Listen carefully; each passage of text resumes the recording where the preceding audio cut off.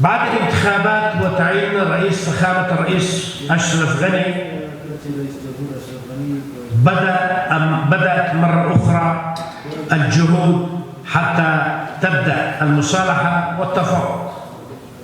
فكانت هناك لأول مرة نسميه اجتماع كابل واحد، لأن هناك كانت 3 اجتماعات عالمية في كابل، فهذه اجتماع أولى أعلن فيه فخامة الرئيس الأفغاني الحالي بأنه يحاول أن يجلس مع الطالبان على طاولة التفاوض دون أي شرط مسبق، واعترف على حركة الطالبان كحركة سياسية، ثم سمح لهم أن يفتحوا المكتب مرة أخرى،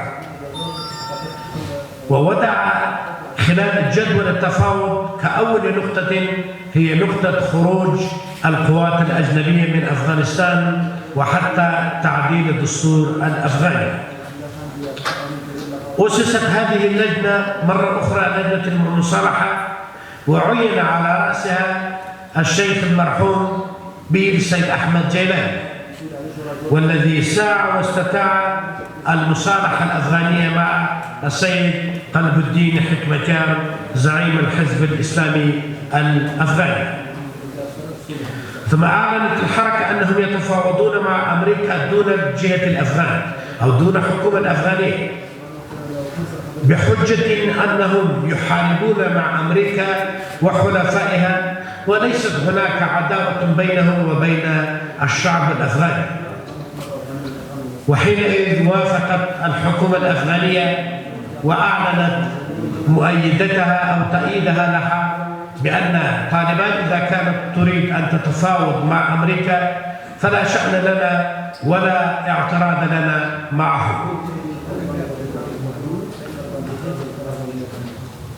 بدأ التفاوض مع طالبان بين الطالبان وأمريكا حتى وصلت أكثر من عام، ثم وصلت إلى النتيجة مع الأمريكان بشروط آتية وبموافقة آتية.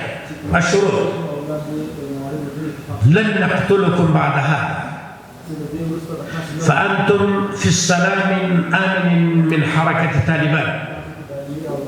مرة أخرى أكرر، حركة طالبان وافقت مع أمريكا وحلفائها بأننا لن نقتلكم بعد هذا، فأنتم في أمن وسلام في بلادنا.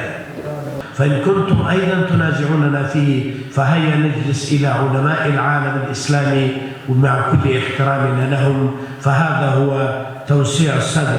البيئة التعليمية والمناهج الدينية أهم في تكوين الشباب، لأن تكوين الشباب هو كون المستقبل. أشكركم كل شكر وجزاكم الله عنا خير الجزاء. ولكن لابد أن نقف على بعض الأسباب التي تؤدي إلى مثل هذه الظاهرة. السبب الأول هو الجهل بالأحكام الشرعية أو أخذ الأحكام الشرعية دون تعمق بها، والوقوف على النصوص الشرعية وقوفا ظاهريا. النص الشرعي له طريقة لفهمه وطريقة للنظر فيه.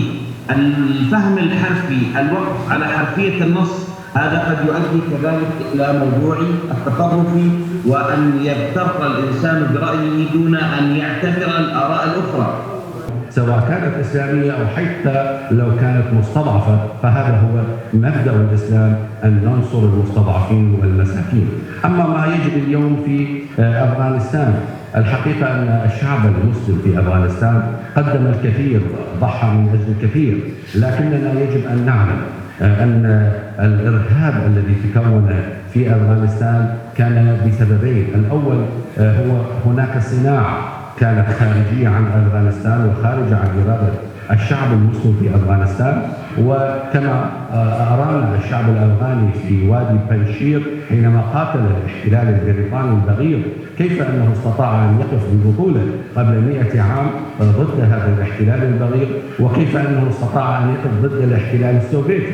د افغانستان اسلامي جمهوریت د ارشاد حج اوقاف وزارت او په اردن کې د افغانستان اسلامي جمهوریت د سفارت په نوښت باندې دغه مجلس جوړ شوی چې په دې کې د فلسطین علماو، د د مصر علماو، د عراق علماو، د اردن علماو، د لبنان علماو په دغه هیوادونو کې او د ترکیه علماو په دې کې اشتراک کړی و.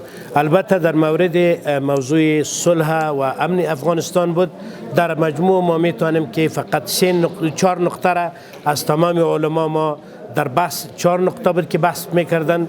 اولی که بین مسلمان ها یک جنگ نارواست و برای مسلمان ها لازم است که باید تمام مشکلاتشان از راه صحبت و مذاکرات حل بکنه. نقطه دومی بود که خصوصا در افغانستان مسلمان هاست وقتی که اگر خارجا سبب جنگ بدن، فعلا خارجا وجود نداره، بنا هیچ سبب و بهانه جنگ در افغانستان نمانده.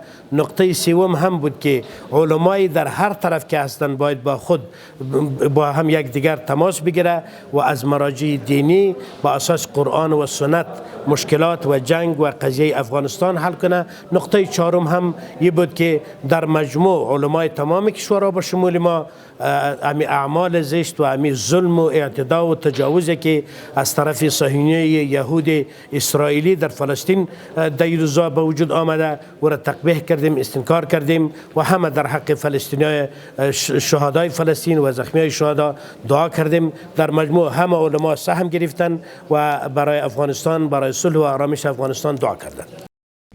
پژواک خبری اژانس د پیښو ریښتینې هنداره